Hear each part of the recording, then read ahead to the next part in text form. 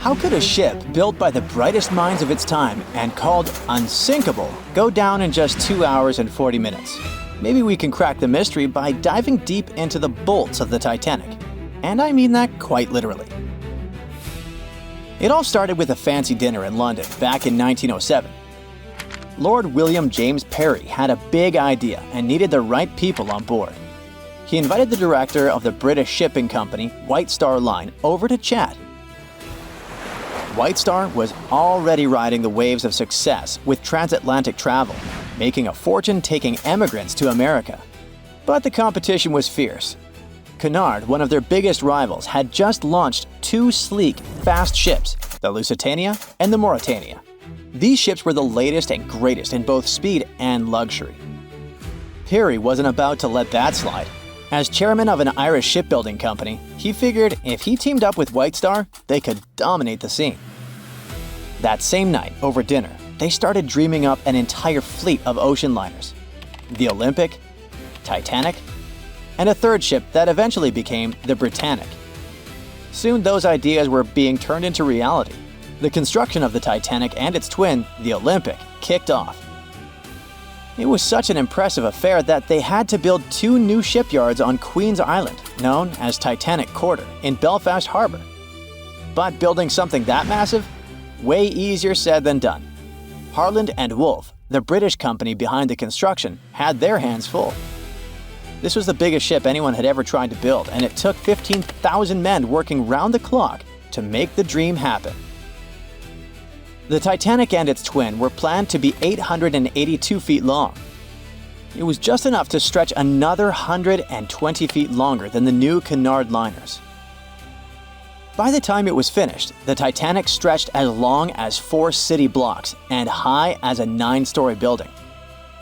Aside from being the largest ship of the time, it also got another nickname.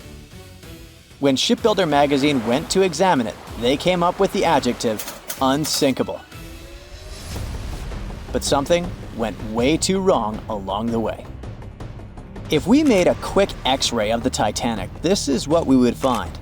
2,000 steel plates, each up to 30 feet long and weighing around 3 tons. To put it all together, they built it like a giant metal skeleton, with the keel acting as the backbone and the hull plates forming the outer shell.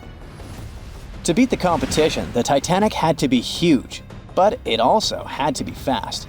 So to make that happen, they needed to innovate on the ship's propellers. It had 3 propellers, 2 outer ones with 3 blades and 1 central propeller with 4 blades. The outer propellers, which were massive at 23 feet in diameter, were powered by the ship's steam engines. These engines were like the muscle of the ship, converting steam into the power that spun the propellers. The central propeller was a bit smaller, 17 feet across, and it was powered by a low-pressure steam turbine. The combination of engines and turbine was pretty cutting edge at the time and helped the Titanic cruise at about 21 knots. That's roughly 24 miles per hour, which doesn't sound too fast, but for a ship this size, it was impressive. The propellers themselves were made from manganese bronze, a material chosen because it's strong and resists corrosion. Trust me, this is key when you're plowing through salty ocean water. This engine system could produce up to 46,000 horsepower, which would be the equivalent horsepower of 230 cars combined. To make the ship move, there were 2 large propellers on the sides connected to engines that worked like giant pumps, pushing the ship forward. Then, there was a 3rd propeller in the middle, which worked as a steam turbine, a fancy kind of engine, to give it extra push and use less fuel. This whole setup wasn't just about power, it was also about speed. Other ships had started using the steam turbine a few years earlier, but since the Titanic was bigger and heavier, its system had to be extra powerful to keep it fast, stable, and comfortable for everyone on board. So after 2 years of really hard work, the Titanic was ready for its first trial run. On May 31, 1911, a crowd of 100,000 people stopped to watch the Titanic slide into the River Lagan. Lord Parry was joined by American millionaire J.P. Morgan, who had acquired financial control of the White Star Shipping Company. The Titanic floated for the first time, but it took another year to fit it out, which is basically shipbuilding speak for turning that giant steel skeleton into a luxurious floating palace. It had it all: a heated swimming pool, Turkish baths, palm trees in the cafes, a squash court, a first-class dining salon that could fit 554 people.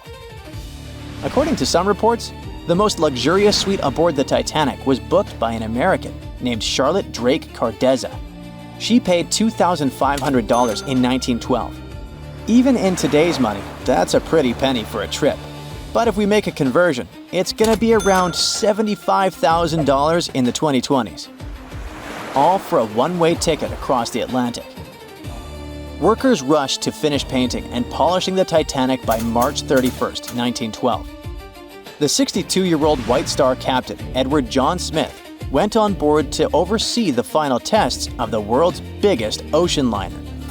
The captain even said this would be his last Atlantic crossing.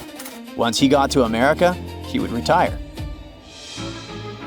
On April 10th, the ship was ready for its maiden voyage. It sailed to Southampton to take on coal and its first passengers. Passenger Sylvia Caldwell asked a deckhand if that gigantic ship was really unsinkable, to which he answered the iconic line that not even God himself could sink that ship. 4 days into the voyage, the RMS Titanic met its fate. Even though the ship got warnings about icebergs, it was gliding super fast in the dark. When the lookouts finally saw the iceberg, it was too close for the ship to stop or turn. Imagine trying to suddenly slam the brakes on a huge car.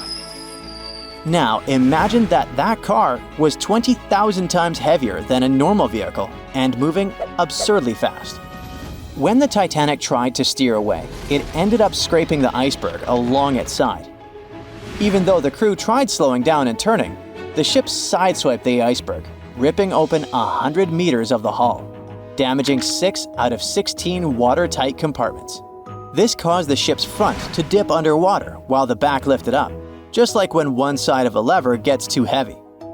At a steep angle, the ship began to break in half from the middle, which is how it eventually sank. But why did the hull and rivets break so easily? A 1991 expedition discovered pieces of the Titanic's hull and found that the steel used was extremely brittle, especially in freezing temperatures like those on the night of the sinking. The steel didn't bend or give under pressure. It shattered like glass, making the impact much worse. Chemical testing also revealed that the steel had high levels of sulfur, which weakened it. This kind of brittle steel, combined with the high speed and freezing temperatures, was a recipe for disaster. Okay, there were material flaws, but the ship's design also had some serious issues. Those watertight compartments weren't fully sealed at the top. So as water flooded in, it spilled over from one compartment to another, speeding up the sinking process. If the ship had been built with better steel, a double hull, or improved watertight compartments, the disaster might have been avoided. Maybe even long enough for the RMS Carpathia to come and rescue everyone on board. The Titanic wasn't unsinkable, but for that time, it was a triumph of engineering and luxury. The thing is, even the best designs can't always beat nature. That's it for today. So hey, if you pacified your curiosity, then give the video a like and share it with your friends. Or if you want more, just click on these videos and stay on the bright side.